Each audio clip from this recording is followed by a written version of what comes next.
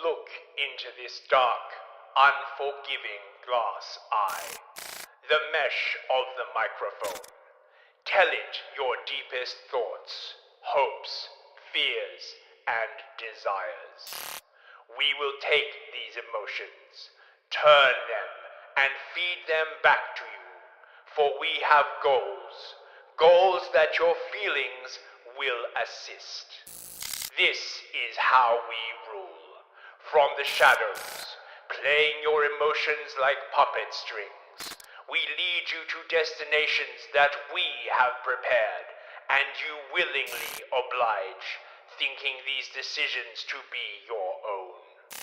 When you do as we wish, we reward you, and when you go against us, we punish you. In a million subtle ways, we influence your supposedly free choice.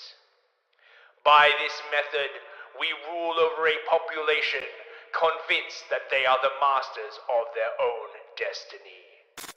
Welcome to the Empire of Lies. Yes, welcome, my friends, to the Empire of Lies. This is our 18th official episode. I counted earlier today. This is the 18th official episode. We've been doing this for about 5 months now, Chris. This is good. I can't believe it's been so long. It has been quite a while now. Yeah, it feels good too. We're doing good. We've our numbers have been up. We've got great community engagement, wonderful comments, and people speak with their wallets. And you guys that listen are very financially supportive, and I do appreciate that. Thank you very much for the hours of work that we put into this every week. I'm glad that that does not go unnoticed. So a little bit of housekeeping. I'm going to speak briefly now and at the end of the stream to get the people that missed the very beginning. Next week, there is no Empire of Lies. So next week, April the 11th, is going to be a skip week because next week is my annual picnic event. I have people traveling in from all over the East Coast region to attend my wonderful picnic event at a beautiful lakeside park where I cook up a bunch of delicious meat treats, my apple cider vinegar bacon wrapped pork chops, my delicious steak kebabs, and many other things, including homemade burgers. And I have about a dozen people coming as of now, and including my mother and my cousin are going to come this year. So it should be a great time.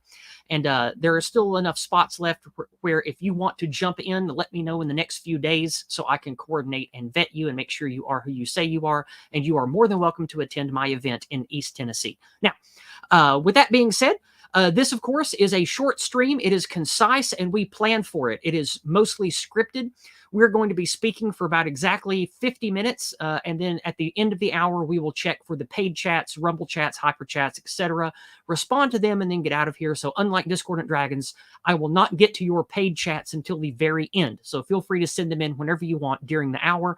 Towards the end of the episode, I will be putting up the banner reminder along the bottom to hopefully remind you guys to get your paid chats in for us to respond to. This week, we have a very important topic to talk about. It is not about a specific lie. It is about one of the core things that lead us to being mired in the Empire of Lies. But I am not going to talk about that. I'm going to let Newsfist preface this. Is there anything you would like to say before we get started with the presentation tonight, Chris? I think the presentation pretty much covers it. Just that, many people sort of realize that there is a sort of big tension between Christianity and communism. If sort of asked exactly why, it would be hard to put your finger on. And indeed, until I read this paper by Chotikul, I forget the name. It's in the thing. It never really struck me either. But essentially, it has to do with the difference between Christianity and communism and their relationship to evil, and the fact that Christianity condemns evil, and thus, thinks that the evil tree produces evil fruit, whereas communism believes that there is a big good, and because of the big good, it's fine to use evil, and this results in very, very different outcomes fundamentally. And I'd never heard it quite put it that way, and so yeah, I thought, and this led me to think about a bunch of other stuff, which I am going to share with you. Let's in Smallin, shall we? Sure. Right. Just a little word about this picture first. This is an Orthodox saint. I don't have his name. I really, really should. But the story basically is that when the Bolsheviks took over Russia, he went into the main square and set a portrait of Vladimir Lenin alight, an act for which he was martyred. Based. Based. And this kind of really captures, like, what I'm getting at, right? Yeah. This Orthodox priest, he knew that communism was evil. He would not abide it. It doesn't matter that the communists said, well, if you don't abide it, we are going to kill you. He was like, well, tough. I'm still not going to abide it. And that's the kind of energy that the Russian Orthodox Christians had. Many of them were killed, of course. But this is a fundamental difference to the way that sort of the communists operate, with the idea that you can compromise with evil. That if why don't we split the difference? Halfway between good and evil is okay. No, halfway between good and evil is half evil. You're not supposed to abide with evil. So yes, let's get on to my presentation. All right, here we go. Okay. Why is it that communism and Christianity cannot coexist? Many people are cognizant of that fact, but if you press them to explain why, they would respond with vague answers such as they do not believe in God. This is true, but the difference between communism, or Kabbalistic Gnosticism, to be more accurate, cannot coexist is much deeper than that, and has to do with not only the fundamental difference in the way they see the world, but a fundamental difference in what they think the world is for. The concept of progress, science, and the very ideas of perception itself. Kabbalistic Gnosticism is a worldview so encompassing and rotten to the core that once someone is fully initiated into its way of thinking, it can be impossible to extract them. The assumptions behind it run very deep and color everything about the world. This is also true of Christianity, but where Christianity produces functioning societies, Kabbalistic Gnosticism does not. The lifespans of systems built upon these principles are very short, averaging about 80 years. And while they last, they cause untold horrors to the human spirit, famines, genocides, and more. But why is this? Unlike Christianity, Islam, and the Torah, Judaism, Talmudic Kabbalism is not declarative, but discursive. In other words, rather than a fixed series of declared precepts which must not be violated, Talmudic Kabbalism is a series of discourses. There is no fundamental idea of evil that must not be engaged with. Instead, there is a discourse between good and evil in what is known as the dialectic. The dialectic is very alien to the Western biospirit, because under the Western Christian framework, some things are and other things are not. There may be exploration to discover which things are and which things are not, which is what we used to call science, by the way. But in the end, the determination is made. Things either are or they are not. This is the opposite to how the dialectic works. Under the dialectical system, every statement, fact, or thing is seen as being in opposition to another fact or thing. This is commonly attributed to Hegel, but in fact goes back further to Loranic Kabbalism and the idea that every Sephiroth, or node on the tree of life, has its opposite, the Quipiloth, I think I'm pronouncing that right, or shell, that contains within it the spark of the divine. That's where we get the word klapoth and klapothic from, meaning the Yes. inversion of light, or the opposite of good. Yeah.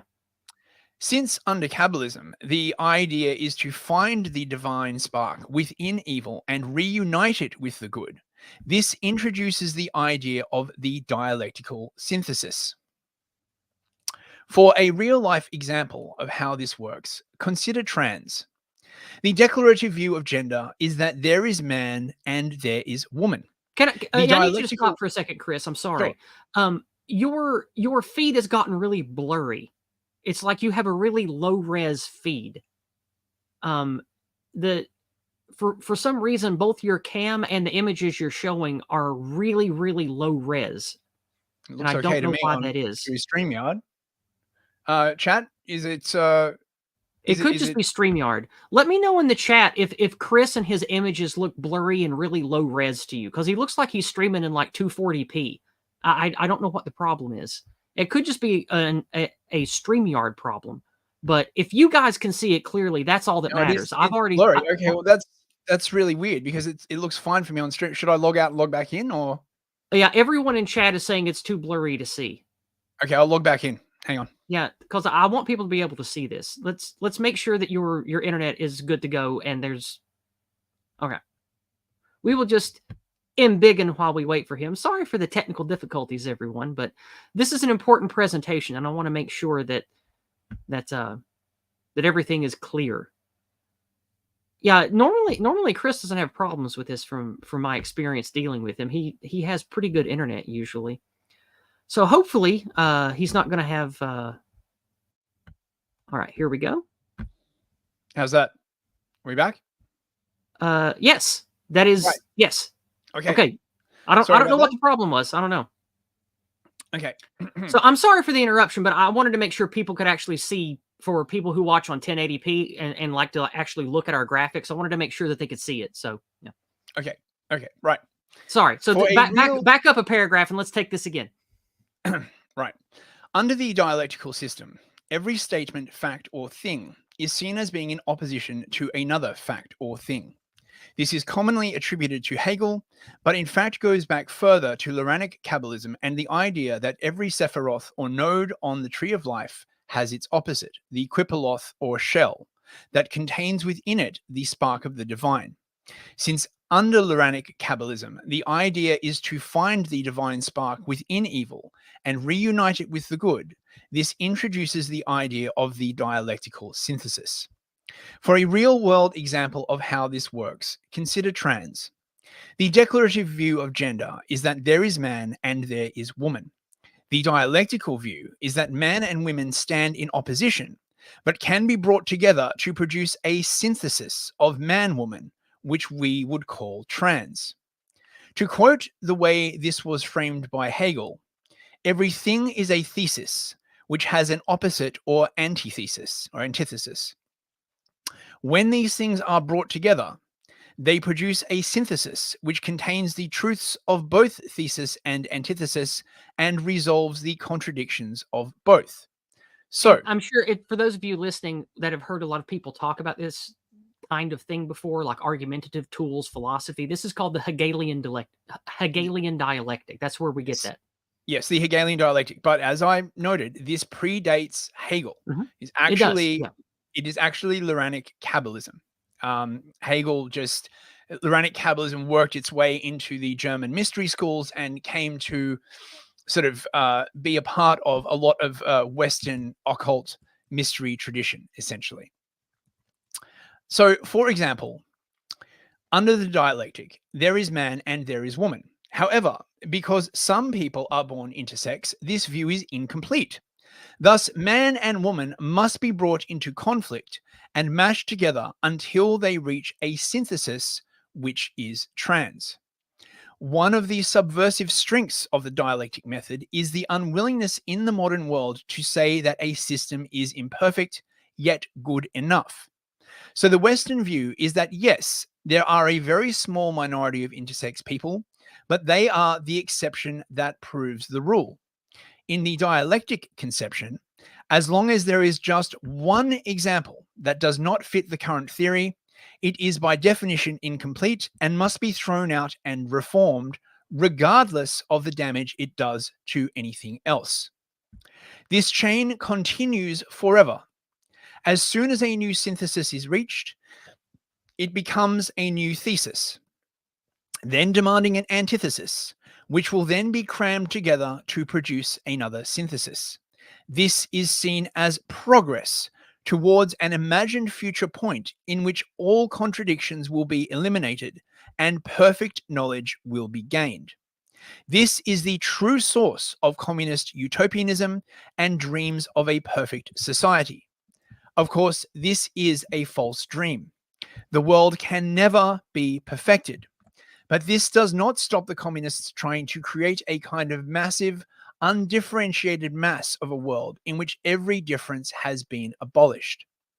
Once you start understanding this way of thinking, much of the modern world becomes very easy to understand. Every single difference has been subjected to the dialectical method. Rich and poor, black and white, male and female, smart and stupid, etc. ad infinitum. Of course, in practice, those who wield these tools of infernal engineering often give themselves a carve out so they will not be affected by the conceptual chaos that they wreak upon the world around them. Next slide. Good and evil.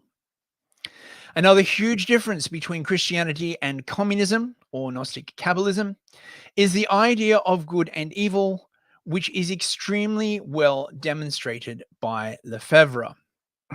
To quote him, it has been pointed out that there are many significant differences between the two societies, he's talking about the US and the USSR here, in terms of semantics, priorities, and goals. But some would argue that the difference is even more profound than this. This is a quote: "Communist society does not have a common ethos with the West. It cannot be evaluated by the cultural standards common to the West." Vladimir Lefebvre, in his seminal work, The Algebra of Consciousness, takes this point even one step further, stating, "The difference between Western and Soviet society is much deeper than usually assumed. This difference touches upon the fundamental structure connecting the categories of good and evil." In other words, his thesis is that the basic ethical and moral systems of the two societies are different. He describes the first system, as exemplified by the US, as one in which the compromise between good and evil is viewed as evil, where ethical compromise is discouraged, but compromise in human relationships is encouraged. In the second ethical system, as represented by the USSR, just the opposite holds true. There, the compromise between good and evil is viewed as good. Ethical compromise is encouraged, but compromise in human relations is discouraged. Lefebvre states that the Soviet Union is the most developed society in the world whose culture is based on this second ethical system. In other words, Christian society rests on the idea that the compromise between people is good, love thy neighbor, but compromise with evil is forbidden, which is why that those who do evil should be punished. The Soviet system works differently. Under such a system, someone of a different class or race must be compromised with, even if they are evil. We are seeing this play out in the West as we speak. So, Black Lives Matter, good example. In Mhm. short, the Christian system is, I don't care if he is black. He has done evil and must be punished. Whereas the communist system would be, I don't care if he is evil. He is black and therefore must not be punished. Another key difference in regard to the use of evil for supposedly good ends, under communism, as long as something is done for a good goal, whatever methods used are therefore also good, even if they are manifestly evil. This is easy to see when you look at communist propaganda. According to them, they never do any evil at all. When something bad is done, it was done for a good cause and therefore is also good. This framing is fundamentally alien to the Western biospirit. The Western framing would be, we did an evil thing for a good reason, but the thing we did was still evil. Not because the outcome we sought was good, it was good that we did evil. This is a subtle but significant difference in framing. Let's see. The fact that in Soviet ideology there is no advocacy of evil. On the contrary, official Soviet documents are imbued with declarations of good. This is from Chotkin again. How does this lead to the establishment of the second ethical system, as Lefebvre explains it? Christian ideology is based on prohibition of evil. Soviet ideology is based on declaration of good. The moral code contains a declaration of good. A person is called to be honest, truthful, morally pure, simple, and modest. Such formulations lead to ethical compromise. since evil is not prohibited and may be used if it is necessary for the triumph of good. This is the end justifies the means. In the other part of the moral code, there is a requirement to be ruthless towards an enemy. We can see that the ethical demands of communism are also logically constructed, but in the framework of the second ethical system. Therefore, prohibition of evil leads to the morality of the first ethical system, Christianity, and declaration of good leads to the morality of the second ethical system, communism, or what we would modern day recognize as woke. Oh, hang on a second. And here is a Chris, little diagram. You drop down to like 240p again. I don't know what the problem is. Can you make sure that there's like not a background process running or something that's there gobbling is no background process running. I've got no idea what the heck is going on. Me neither. Unless I want to restart my router. Should I leave and rejoin? I don't know what the problem is. I've never encountered this issue with us before. All right, let me leave and come back. Okay.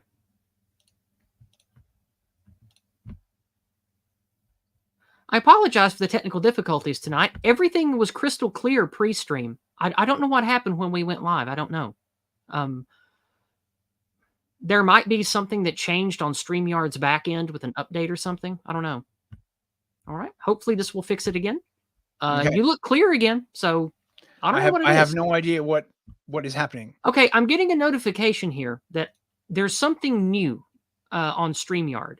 It's called recording. And every time you log in and out, I'm getting this warning that says uploading recordings. It says you and your guest are running out of storage space on your devices. You both have low disk space.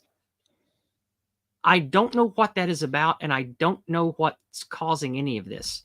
I don't have anything set to record or function any differently than I always do for these streams.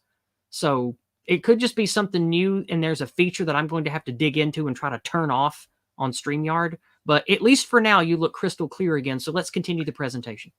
So you might have to go to settings, recording, and check that local recording is turned off. It says that I cannot change these settings while we are live. Is local recording on? Yes. Right, that's what's causing that's something new. This wasn't here last week. This was something that just got put into place. I suspect it's actually a problem at your end, and it's forcing it's forcing a downgrade in video quality in order to save space, which means it's going to keep happening.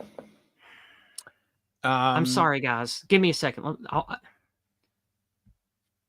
If I end the stream, though, that'll be it. I can't just end the stream because then I'll have to restart everything, and I'll have to create new stream links and everything. Okay, we'll have to keep going. I'll have to keep restarting it. Sorry, everyone. Right. Okay. Well, we'll just have to tell me when the resolution drops again, and I'll just bounce in and out. It's already dropped again. This is untenable. This is a terrible feature. I didn't ask for this. This was forced on me. Like, this wasn't here Monday for Discordant Dragons. We didn't have this problem. This button wasn't even here on Thursday. This was something that just went into place today or yesterday. Hold on. Let me see if I can. I'm sorry, everyone. I'm sorry. Trying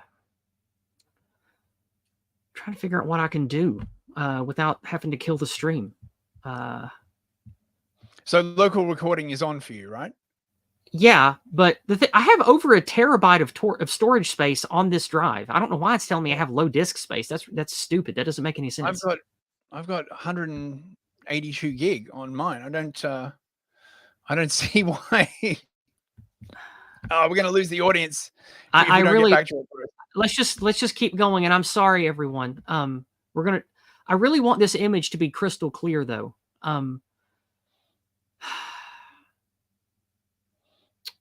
I guess I can. I hate it when stuff like this happens. I'm sorry, everyone. I'm doing my best.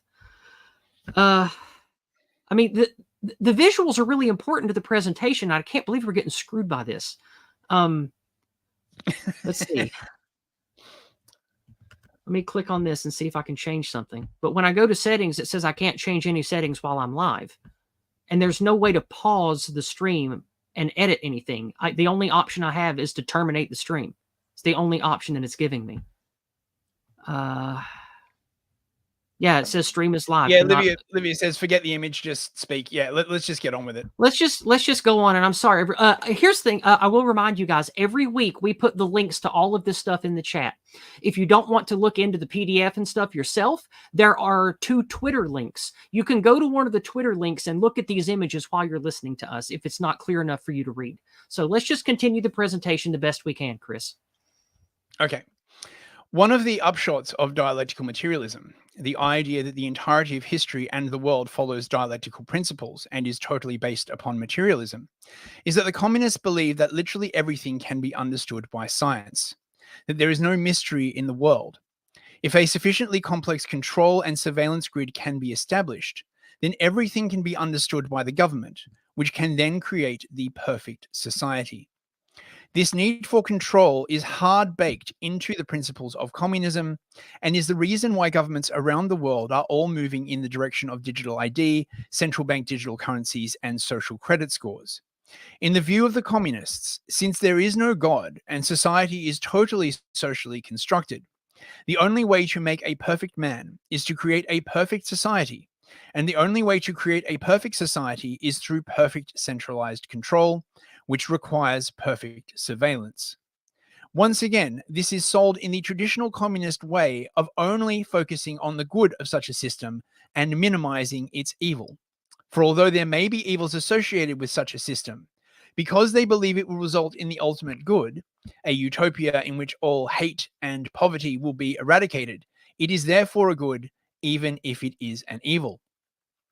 This is in remarkable contrast to classical liberalism, which needs Christianity as a base to survive, which regards such things as the confiscation of property, intrusive surveillance, the complete revocation of freedoms as an evil which cannot be accepted no matter the excuses given.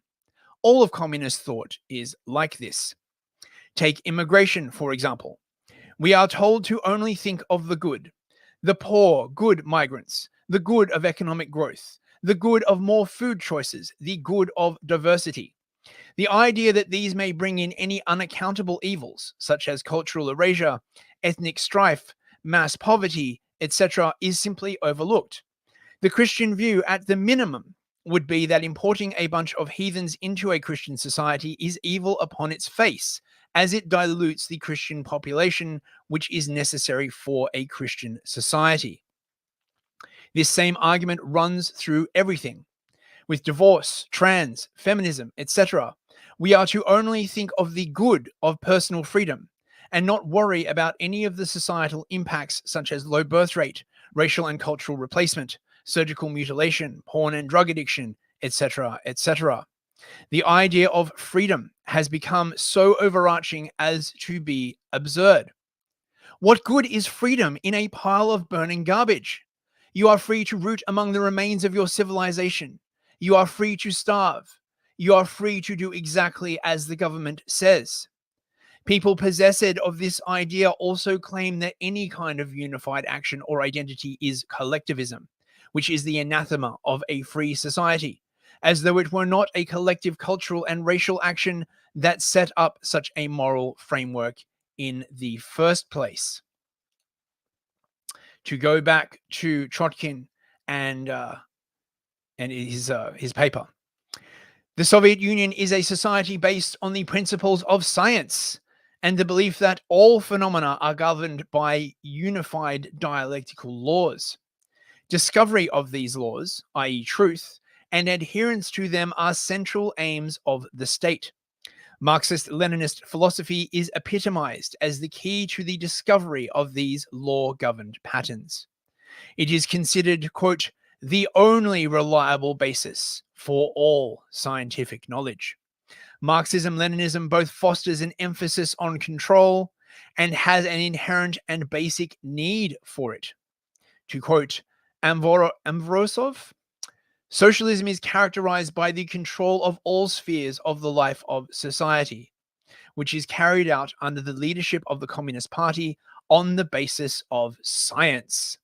Scientific control of economic, socio-political, and spiritual life is an objective regularity of the building of communism. Developed socialism creates new possibilities for the expansion of the limits of scientific control. In the Soviet view, the development of communism is dependent upon the directed scientific control of society, and a great deal of the work and effort of societal leaders is devoted to this goal. In addition, there is a conscious effort to combine science with ideology in order to ensure that science is directed towards Communist Party goals. I'm sure everyone listening to this can see the kind of society that has evolved since the revolution in, approximately 2020. Yeah. It is important to note that under such a system, whoever decides what is good has complete carte blanche to do literally anything. There is no real restriction of law. It is totally acceptable to persecute someone if by doing so it would set an example to another so that they would, quote, do good. Law merely becomes a way to justify pre-decided political ends. And what are those ends? I firmly believe in the system described by Orwell, although he did not invent it. At the top, the inner party are those possessed of no morals. Such people view everything through the lens of power. They will say and do anything as long as power accrues to them. In that sense, they believe that power is the ultimate good. Such people are usually totally insane by the standards of the common man. They believe in no law, no decency, no morals, only power. Power is their drug. They may be driven by some ethnic or religious animosity towards the people that they persecute, which gives their power form, but ultimately they do not care whether the cat is black or white, as long as it catches mice. However, they know that such a psychopathic view is greatly resented by the larger population, so they will never frankly admit this. Perhaps some cannot even admit it to themselves. Then we have the outer party, the believers. They are both stupid enough to believe in the pot of gold at the end of the rainbow, that they are working towards a better world as they kill and enslave their way through history, and smart enough to realize which side of their bread is buttered, and that without attachment to the party, they would lose all social status and advancement. Excuse me. Then at the edge, we have the plebs, the proles, some of whom are activists only understanding the slogans of the party, putty in the hands of their controllers, brainwashed their entire lives. When the party says jump, they not only say how high, but they imagine that each time they jump, they are making a better world. They are adherents to the idea of the externalized evil inherent in the boomer truth regime. In the Christian conception, evil resides in the heart of every man. It is something to be constantly fought against, never defeated, only held in check. It is through the worship of Christ that a man can seek the remission of sins and become a better person, slowly approaching, but never attaining a more perfect state of goodness, which again is defined as the lack of evil. However, under the post-World War II boomer truth regime, evil was externalized in the form of Hitler, who was then defeated. Since this external evil was defeated, it was clear that there could be no evil in the people themselves, since evil was an external thing that was defeated through blood and sacrifice. This externalization of evil leads to a conception that evil is out there and can be defeated with military force and utopian self-engineering from the government. Utopian social engineering from the government, eventually resulting in a utopia, rather than the idea that evil is something within us all that must be fought through reflection, self-discipline, and Christianity. The upshot of this is that evil always resurfaces in the, quote, Hitler of the moment, where it must be defeated all over again, and that the use of evil in order to defeat the Hitler of the moment is acceptable. This is the dynamic, for example, we are seeing playing out in Gaza right now. Because Hamas is the Hitler of the moment, Any action to defeat them, no matter how brutal or barbaric, is justified because the idea of using evil to defeat evil is acceptable. Conclusion. So, how can such a worldview be fought? Quite simply through religion. It is not only Christianity that abhors evil, but you must have a religious outlook that evil is unacceptable no matter the perceived good, that the use of evil leads only to more evil. I do not mean by this the common modern milquetoast version of Anglican Christianity, that the use of force is never justified, because justice is a good thing, and justice must be delivered by force. But that degeneracy, immorality, force for force's sake alone, enslavement, totalitarianism, these are unmistakably evil. And, of course, lies. All of this rests upon lies. The willingness to tell lies, the unwillingness to speak the truth, being silent when someone lies in front of you, the mouthing or enacting of things you know to be untrue because of the threat of force. All of these evils rest upon this one precept. Lies are like hard drugs. You start with a little and it helps. Then you use more and more, and before you know it, you exist in a world where it does not matter whether something is true. What matters is how it will make someone else feel. This is a society in which we now live, where the truth of a thing counts for nothing. What counts is how it makes people feel.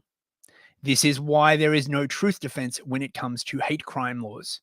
It is designed that way.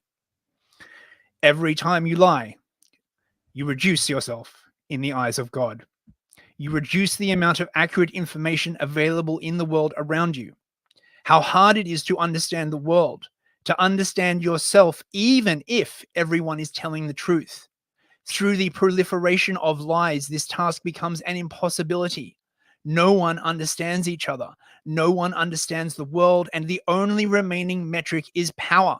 The power to make people mouth your lies, the power to make others submit, and to put your self-serving lies in their mouth. Speak the truth, my friends.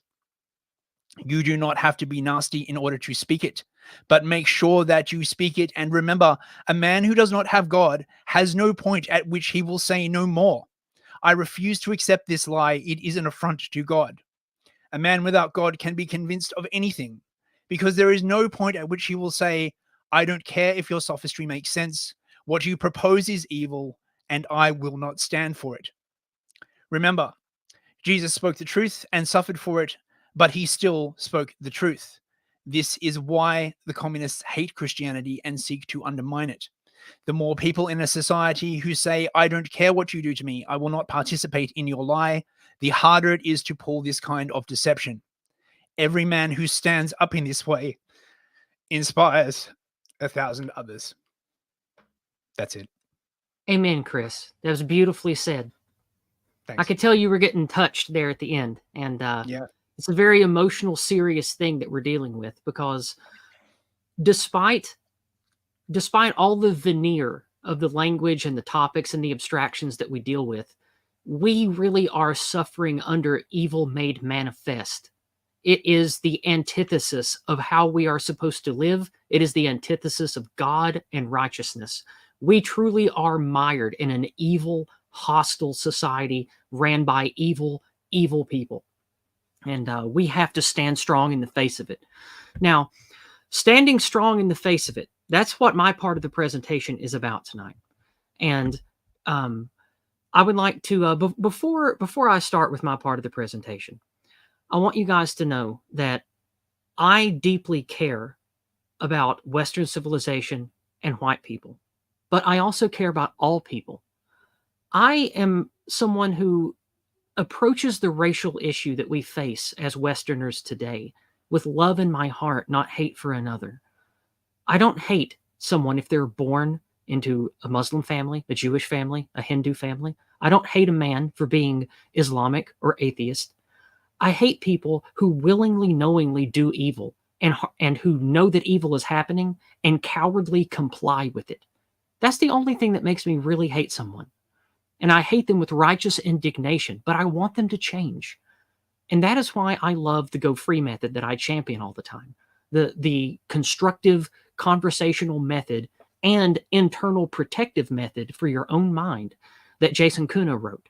It's why I talk about it a lot. It's why I want you to implement it as it needs to be implemented. And that's what my part of the presentation is about tonight. Chris wrapped up his by talking about truth and standing firm in the face of evil. But how do you do that?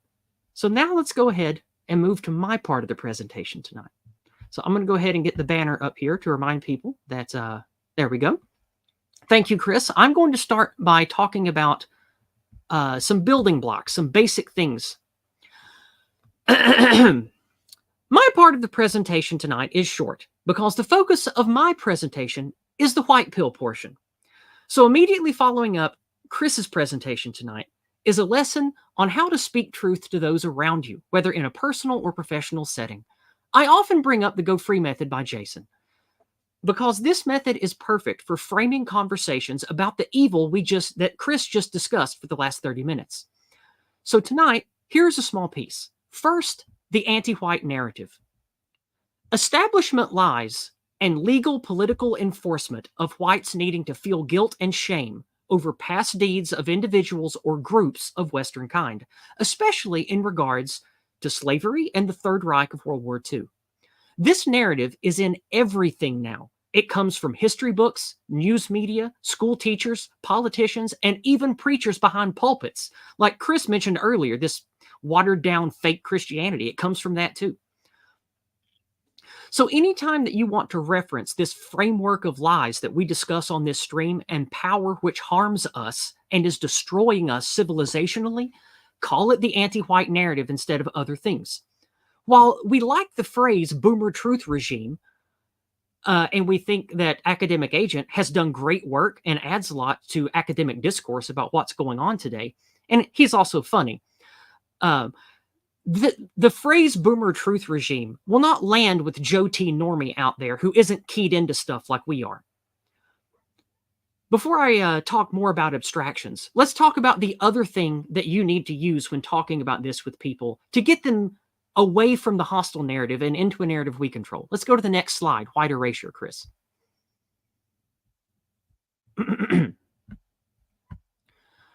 Both the goal and a large part of the mechanism through which the anti-white narrative is maintained.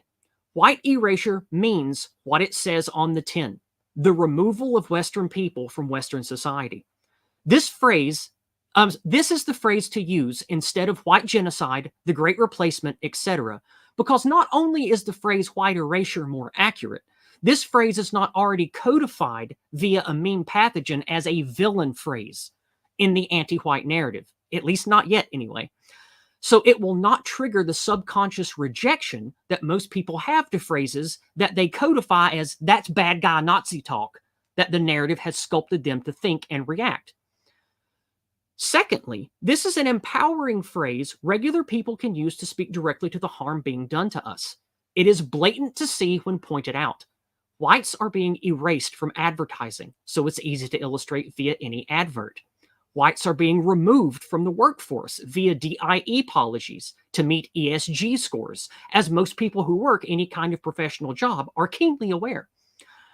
Whites are being denied medical and financial opportunities by not only the ever-increasing number of foreigners flooding our countries, but also by ESG policies and other decisions made by those who ideologically serve anti-whiteism, who create rules and regulations that prioritize non-whites over whites.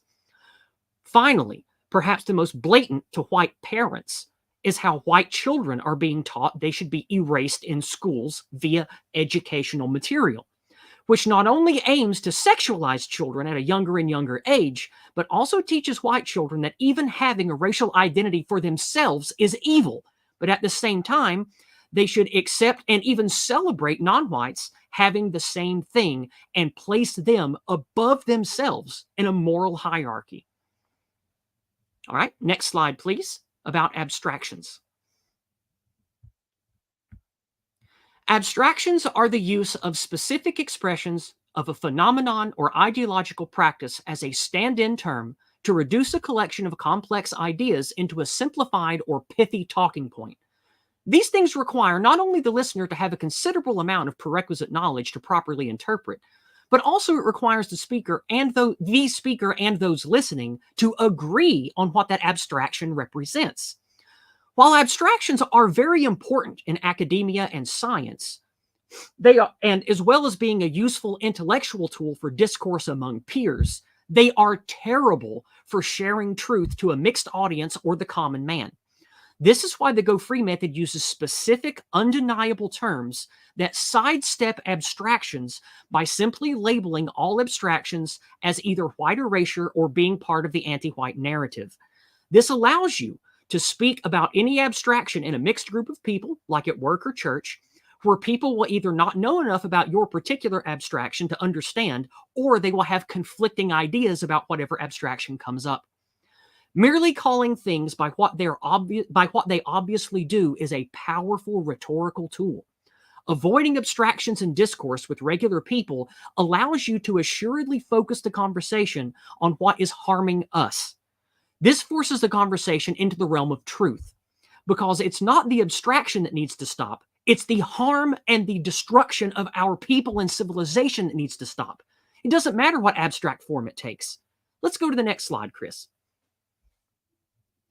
It doesn't matter if you think it is because of the Zionists and the Israeli US government that lead the horrible war machine. It doesn't matter if you are a libertarian and you think that fiat currency and the international network of usury is the problem. Whether it's crony capitalism, the boomer truth regime, the silent jihad taqiyya, anarcho-tyranny, all of these abstractions that you listening to this right now, probably have come across before. These phrases either turn someone normal listening away, or they make them view you as a crazy person or a bad guy. So, like I said earlier, while these have definite usefulness in discourse with academics or among peers, they are not good to use at all in mixed discourse or with regular people.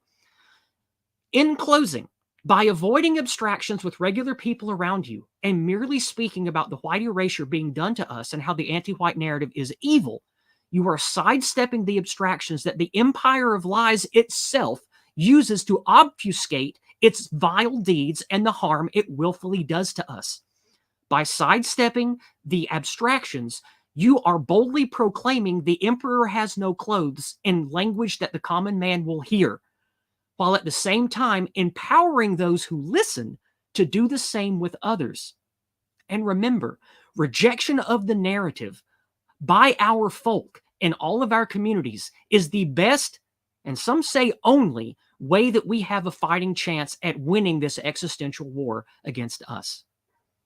So that is the end of my presentation tonight, Chris. Let's Very go nice. to the embiggen. Let's go to the embiggen view. Let me just embiggen. Yeah, if I might just say a couple of words. Please. Look, the truth is very important. No one person can encompass all of the truth. That is not how the perspective on reality works. However, if enough people get together and express the truth as they see it, they can get together and collectively discover greater truths. This is what we used to call science. And in the Western Christian conception, science has unlocked incredible things, technology, and taught us all about the world. None of these scientific advancements would ever have happened if the people involved had lied instead of telling the truth, if they had been worried about discovering the truth about the universe. This has been tried, this science of lies, and it is called Lysenkoism. And Lysenkoism is basically the Soviet version of woke, which is what science is going through at the moment. Yeah. This Lysenkoism was so bad, it caused the Holodomor, which killed millions and millions of people through a misguided idea that nature was socialist. Can you imagine how incredibly stupid this idea was? That plants and animals, they do not compete. They all work in harmony. You know, the cat does not kill the mouse. They are somehow in harmony. Plants do not compete. And no one spoke up, because anyone who would have spoken up was either dead or was too afraid to speak. And the entirety of society drove off a cliff. The truth is important. It is possibly the most important thing. And Yeah. and that's one of the sort of core things about this stream. It's why we called it the Empire of Lies. And an empire, in the same way that a house divided against itself cannot stand, a society built upon lies also cannot stand, because sooner or later it completely loses touch with the world around it and drifts Exactly. off into a fairy tale land of a psychotic making. So speak the And that's truth, why in friends. Christianity we talk about God being the foundation, the Christian logos being the foundation of solid bedrock upon which you build. Because if you build on any of these abstractions we talk about, feminism, communism, globalism, greed, fiat currency, usury, military power, it doesn't matter. If you're building it on a foundation that is not solid, that is wobbly, nothing you build on it will last long. It'll fall apart. Like, and like we talked about before the stream, the 80-year cycle thing. Like, it's Yep. you're not building it on Yep. something real. It's not on solid bedrock. If you build something on lies, it's not going to last. It's not going to last. Yeah. Yeah. So Yeah. I I hope mean, that but you just guys as a very basic, sorry, just like, go ahead. it's just very basic stuff. Imagine if you were trying to learn how to, I don't know, shoot an arrow. You're learning archery, right? And instead of figuring out like whether you hit the target or not, right? Like, if someone lied to you or you lied to yourself, oh, like, oh, I've hit the target. You're never going to get any better. You're never going to be challenged. There are so many stories of rulers, for example, who have been seduced by lies and have, driven their kingdoms off a cliff. The truth is the most important thing of all, not because one person can encompass it all, but because if enough people get together and study the truth, then together collectively they can discover a greater truth, a deeper truth. Yeah.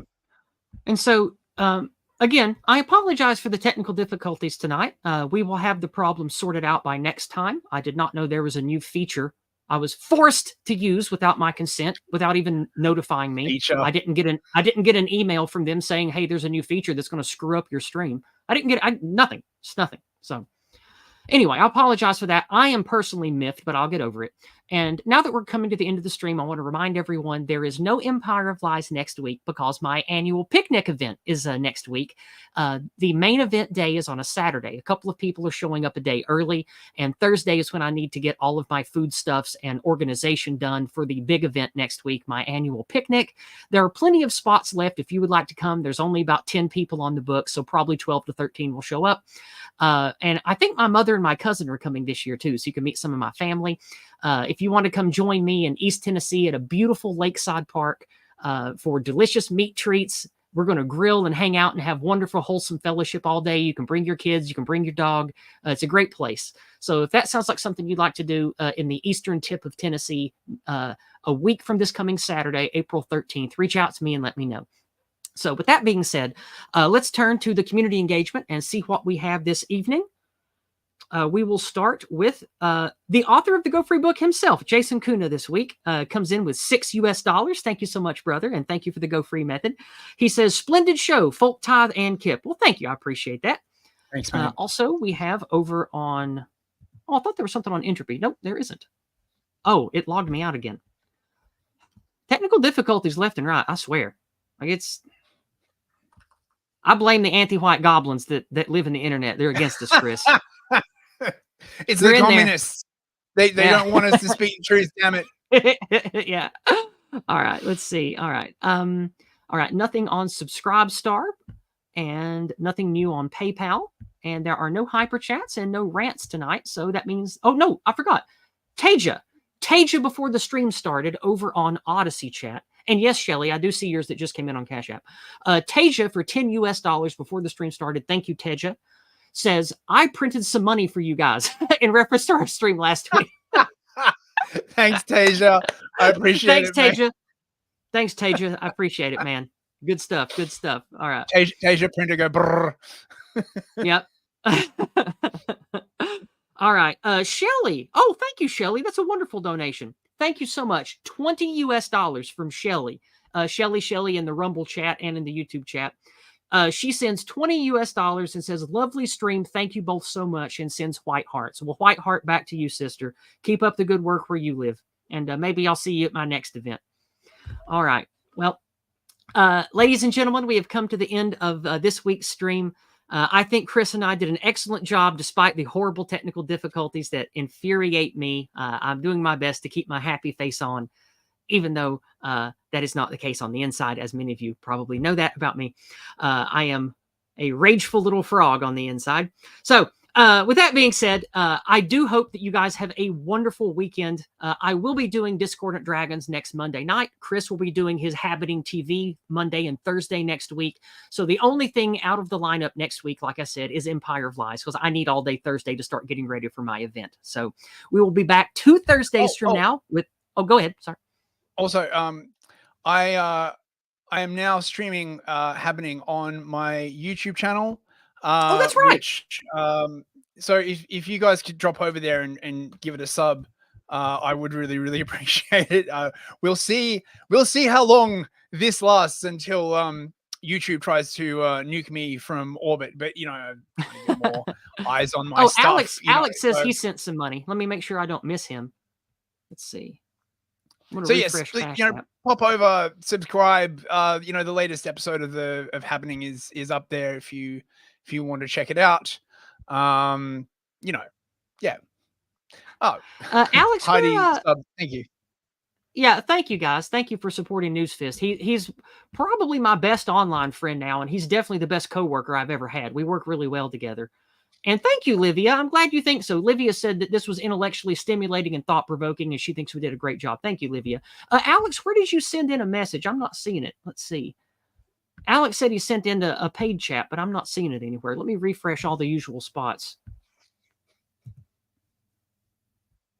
Let's see. Yeah, Alex, I'm not seeing it on any of the usual spots, buddy. If you can tell me where you sent it, I'll have a look. Alex says he sent money. I'm refreshing everywhere, and I'm not seeing anything. Yeah. Oh, that's what you get with this show. Technical difficulties and stuff. But it's raw. It's live. It's it's part of the charm, basically. He says there was no message with it, but I'm not even seeing where another payment came in. Where did you send it, buddy? And thank you, by the way. Thank you very much. I'm not seeing it pop up anywhere. Yes, thank you, Alex. Yeah, if it doesn't come through, we can read it. Well, no, there won't be a show next week, will there? Well, no, he said that there was no message anyway. He just wanted to financially support, and I deeply appreciate that, Alex. Thank you very much. I'm just not seeing it show up anywhere, man. But anyway, okay. We're going to wrap the stream up. And Alex, I thank you very much, my dude. I deeply appreciate it. I hope you're well and fighting the good fight up where, well, I'm not going to say where. I know whereabouts you operate. Good luck with all you're doing too. And, on Odyssey, he says. On Odysseus. On Odysseus, yeah. Yes, the tale of Odysseus. Well, Alex, I do appreciate it. And if you sent it, it'll show up eventually. It's just not showing up now. But anyway, guys, I hope you all have a wonderful weekend. Speak the truth to all who have the ears to hear it. Believe in, I would say, God and Christianity. I know that's not for everyone. If that doesn't work for you, believe in something. Believe in something that is of our people. Something.